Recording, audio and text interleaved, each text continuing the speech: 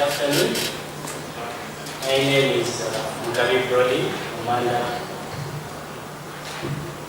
I'm an undergraduate student of land surveying and geomatics from Pairwise University. And I took this project as my final year project, and it was done under the supervision of Dr. Moses. The project title is Assessment of Secondary School Dropout Vulnerability, and is a case study of Jinja District. This is my presentation outline. A brief background about this study. Find that children are starting secondary schools within the sub-Saharan region in greater numbers before, but the completion rates across this area are still very low. And it is important to focus on this age category because we find that there are a lot of children within this age category who are out of school. Then the pressure for them to drop out of school is very high within this age category, since we find that some of them have additional responsibilities since they are developing into adults. Then these out of school children finally grow into adults who cannot support themselves. My problem statement, this is why I undertook this study and the problem I was solving. Find that efforts in the education sector of Uganda are geared more towards increasing school enrollment, and this can be seen through projects like Universal Secondary Education, UPE, providing student loans at the university, but little is being done to ensure that the people who enroll for these different programs actually do complete their academic cycles. So, find that according to the Ministry of Education and Sports report of 2011, 2014, 2012, 2015 secondary school education cycles, the dropout rate was 64.2% and 65.8% for these respective levels. These are very alarming statistics for a country which is aspiring to move from a third world country into a second world country within the next 10 years. And despite these alarming statistics, no efforts have been put in place to come up with a spatially sound high school dropout vulnerability analysis model. Hence, the policymakers lack relevant information to guide them of where students are, of the places where students are most vulnerable dropping out of school, what is causing this vulnerability, what should be done to solve it. This is my study area. It's Jinja District and it's located in eastern Uganda. My main aim of this research was to assess the vulnerability of secondary school students dropping out of school. My specific objectives: the first one was to determine the factors leading to secondary school dropout, then to rank these factors, then finally to model secondary school dropout vulnerability. This is the methodology which I employed during this research. I first determined the factors leading to secondary school dropout, and I was able to come up with these factors based on interviews which I conducted, questionnaires, and literature review.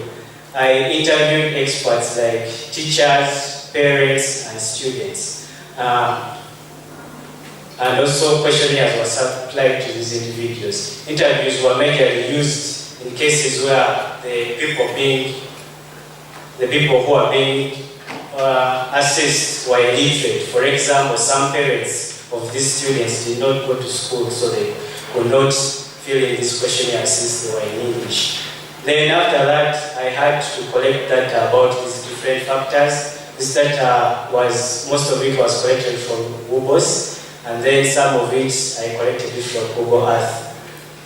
Then I standardized these factors, find that there were different scales, so I had to standardize them so that they were at a common scale. Then I had to spatialize them, find that most of these data sets were in tabular form, and in GIS we need spatial data sets. So I employed IDW. I wanted to work with continuous data, and this data was discrete, which was provided at WUBOS, so I had to employ IDW. Then for the data sets like the average distance being moved to school, this data wasn't readily available at WUBOS, so I had to, yes, for the secondary schools it was there, then for the households were not there. So I digitized from the households from Google Earth, and I employed origin destination analysis in order to come up with the average distance being moved to school in the individual sub-counties. The households were the origins, whereas the schools were the destinations. Then when I come to factor ranking, I still rank these factors based on the interviews and the literature review that I carried out. Then I weighted these factors. I employed analytic hierarchy processing. Within this, I was able to carry out pairwise comparisons and finally weight the data sets. Then I modeled the vulnerability using weighted linear combination. This is employed in weighted overlay LabDIS. Then I reclassified the map I obtained into 5 classes. Then I validated my results. Then I carried out a sample survey in the sub-counties of Butakaya, Alfeya, and Mugabi. I interviewed teenagers in these sub-counties. The sizes of these samples were based on the population density in individual sub-counties. In sub-counties where the density is high, for example in Mugabi, I picked more samples. These were the results which I obtained through my different steps. This was the methodology framework. So I used socioeconomic factors and geographical factors. In the indicator column, you find that I employed within the socioeconomic data sets, employed going to school hungry, early marriage, orphanhood, disabilities, teenage pregnancy, the education level of parents, poverty, child labor, and working long distances to school. You find that when children go to school hungry, they are not able to concentrate in class, which will eventually lead them to get poor grades and eventually drop out of school. Teenagers who get pregnant, very few of our schools here, if any, at secondary school level, will allow a child to study when she's pregnant. This should be a bad example to the rest. Then for poverty, you find that households which are poor, the parents don't have enough money to send their children to school. Yes, some may argue that they could send them to maybe UPE schools, but still they will not have enough money for scholastic materials. Then for the proxies, I employed for going to school hungry, I used percentage households having less than 2 meals a day. Early marriage, I used percentage of teenagers who are not married. Orphanhood, I used percentage of teenagers who are orphans. Disabilities, still teenagers who are disabled. For teenage pregnancy, I used teenagers who are not giving birth. Then education level of parents, I used percentage of the population that has completed secondary school and above. Of poverty, I used the percentage of households who are under the poverty line. Then for child labor, percentage of teenagers who are working long distance to school, I used average distance, that is work from households to schools. Then these are the ranks which I obtained. Poverty had the highest rank of 9, teenage pregnancy 8, whereas working long distance to school had the lowest rank of 1. These were the indicated maps that I was able to come up with. Then this was the pairwise comparison matrix that I obtained when I was carrying out the pairwise comparisons. For these pairwise comparisons were done based on the ranks which I obtained. So you find that data sets, when I'm comparing data sets in the row and the column, which have the same rank, they will be assigned a value of 1. Then when the data set in the row has a very high rank as compared that in the column, that is given a greater value. For example,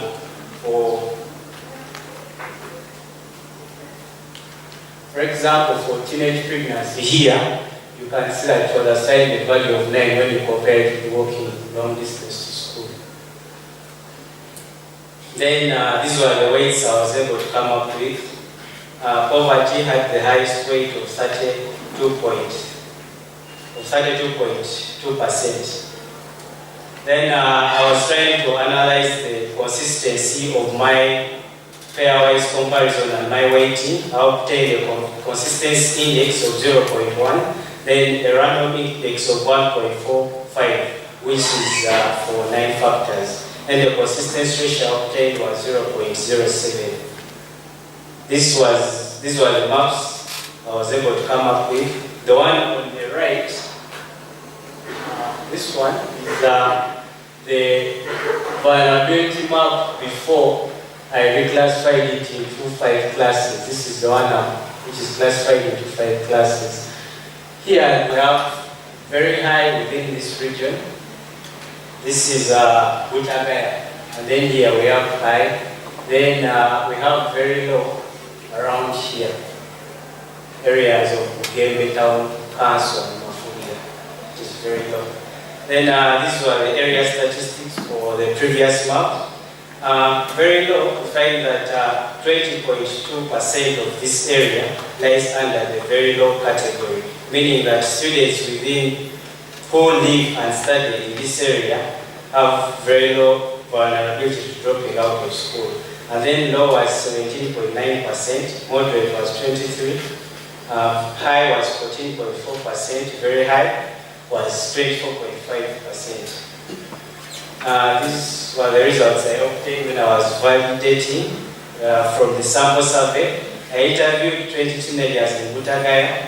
15 of these teenagers had dropped out of school, which is 0.7 of the sample. Then after I interviewed 35, 19 had dropped out, that is 0.5. Okay, 45, 9 had dropped out, that's 0.4 of the sample. Still, I would like to emphasize that these samples were picked based on the population density of the different sub-counties.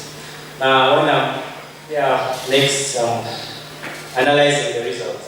For the pairwise comparison, the consistent ratio of 0.07 that was obtained is acceptable since it lies within the interval of 0.04 and 1, that's the acceptable range. Then for the weighting, poverty and teenage pregnancy contributed the highest weights of 32.2 and 25.7%. Hence, these two factors contributed highest to the vulnerability. Then for the weighted linear combination, 39% of the area falls under high and very high vulnerability category. Therefore, most of the students in this district are highly vulnerable to dropping out of school. Then within the very high and the high category of the model which I obtained, find that this is within the areas of Butagaya, part of Wenga and Kachira. Find that teenage pregnancy is very high in these areas, it is 93.6%. Child labor is also very high, 75.3%. Most of the teenagers in this area would prefer to go and work in sugarcane plantations instead of going to school. This is where you find Kachira sugarcane factory and so on. Then the poverty is also high, 45.1%. The distance that is moved from school is also very high. That the average distance that is moved to school is 13.3%, especially in the sub-counties of Butagaya. Then within the moderate category, we have part of Kachira still falls within the moderate category. Child labor is moderate. Poverty is also moderate. Distance moved to school is moderate. But teenage pregnancy is still very high in this area, 93.3%. Then the low and the very low category, this is in the dominantly urban sub-counties of Mugabi Town Council, Mafulida, and Nalfenia. Find that here the child labor is a bit low, the poverty is also a bit low. The distance moved from school is quite low, 2.5 kilometers, the average distance. But the teenage pregnancy is still high, 94.7%. My conclusions. Poverty and teenage pregnancy are the major factors leading students to dropping out of secondary school within the study area.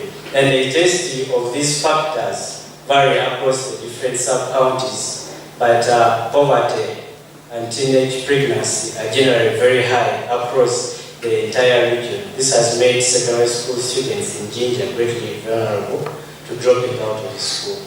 And the situation is very alarming in the sub-counties of Butagaya and Buwenge. Recommendations. Students and the community should be sensitized in dangers of teenage pregnancy and child labor, so in mitigating these factors, which will eventually reduce on the school dropout vulnerability. And poverty alleviation campaigns should be extended to the sub-counties of Butagaya and Buwenge. Within my research, I found that these areas are predominantly, most of the households in these areas are predominantly under the poverty line. Then more and well-distributed secondary schools should be established in the sub-counties of Butagaya and Buwenge to reduce on the distance moved to school. Find that in some places in these counties, yes, they may have 2 or 3 schools, but they're in one place. And then another big chunk of area has no school. Hence, you find that all the children will have to move to this same area which has the concentration of all the schools. And I urge government and other data collecting bodies to avail data, socio-economic data at village level. Hence, recommending this research to be carried out at village level to improve its applicability. Thank you very much. A round of applause to somebody for why did you use IDW as your interpolation method? And then, how did you arrive at your ranking? I did not get that properly. And then, did you carry out a sensitivity analysis to see how the various parameters that are in play are affecting each other to determine the non-linearity? So, IDW, I basically used it based on literature. Since I found that a number of authors had employed it when it comes to interpolation. Then for the ranking, I ranked these data sets based on expert views. These views, the experts whom I interviewed, they were teachers, parents, students themselves, and also from literature review. So based on that information, I ranked the factors that I had obtained. Then for the sensitivity analysis, I did not carry out that.